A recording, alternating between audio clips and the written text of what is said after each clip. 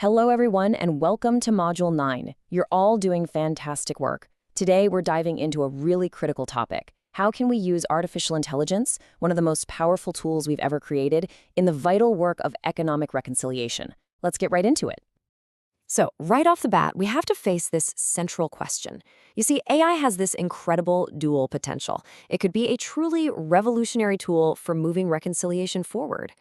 But, and this is a huge but, if we aren't extremely careful, it could just end up amplifying and repeating the biases of the past. The big question is, how do we get this right? Okay, so here is the absolute core principle. The whole point of using AI in reconciliation is to let the technology do the heavy lifting, all that technical analysis. The goal is never to replace people.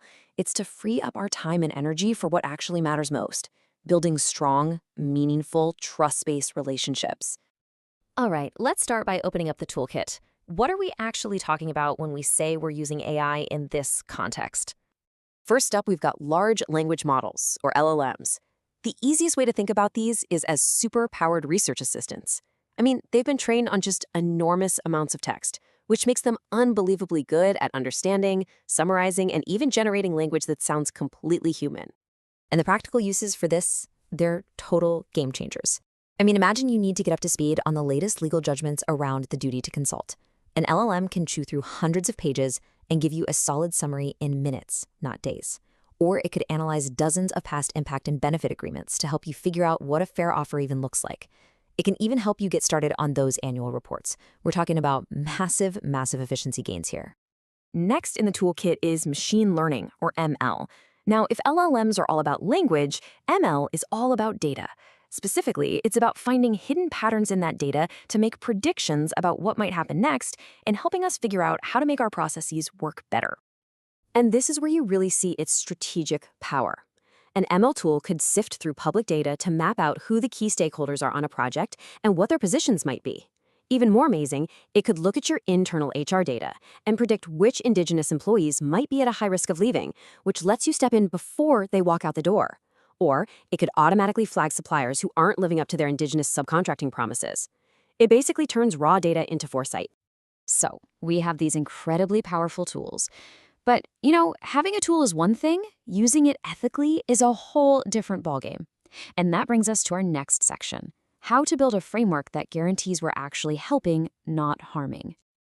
This right here, this is the warning we have to take to heart. If you train an AI on biased historical data, guess what? Its answers are going to be biased. It can become a high-speed engine for reinforcing the very same discrimination we're trying to dismantle. So an ethical framework, it's not just a nice idea. It's an absolute, non-negotiable necessity. Okay, so here it is. This is your non-negotiable checklist. Before any AI tool even gets close to being deployed, you have to run through these 4 points. First, audit the data for bias. Is it clean?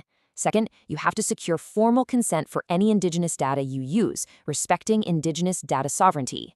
Third, and this one is so important, give Indigenous nations the contractual right to pull their data at any time, no questions asked. And finally, you must always have a trained human in the loop, watching what the AI is putting out.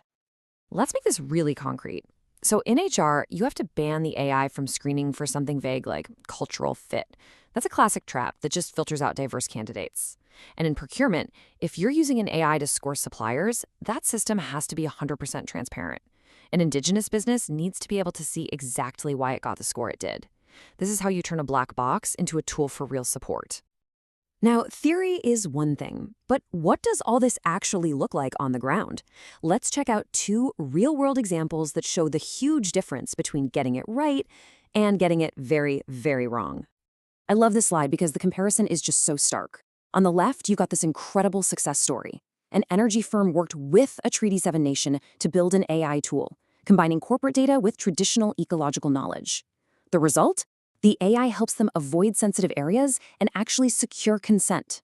Then you look at the right, a total failure. A company used an AI to just count the number of calls managers made to the community, not the quality of those calls. And the outcome? Managers just spammed communities with pointless calls to hit their targets, and they completely destroyed all trust. And that right there, that is the critical mistake from that cautionary tale. They confused activity with impact. They measured an output, the number of phone calls, instead of the outcome they wanted, which was a meaningful relationship. The AI did exactly what it was programmed to do, but it was programmed to do the completely wrong thing. So all of this leads us to the final and most actionable step: how you formalize these principles into a real binding policy for your organization. This is how you embed ethical practice right into your company's DNA. Okay, your policy absolutely needs these 3 pillars. Number 1, a crystal clear statement that AI will only be used to support Indigenous self-determination, period. Number 2, mandatory human review. A senior leader has to sign off on any high-stakes decision that the AI recommends. And 3, a binding data veto clause, formalizing the right for an Indigenous nation to have their data removed whenever they want. And at the end of the day, that's really what this is all about. This isn't just about using some flashy new technology. By truly mastering AI ethics and governance, you're not just using a tool. You're positioning yourself and your entire organization as a pioneer in decolonized digital practice. And that, right there, is how you build partnerships that are durable, respectful, and truly valuable.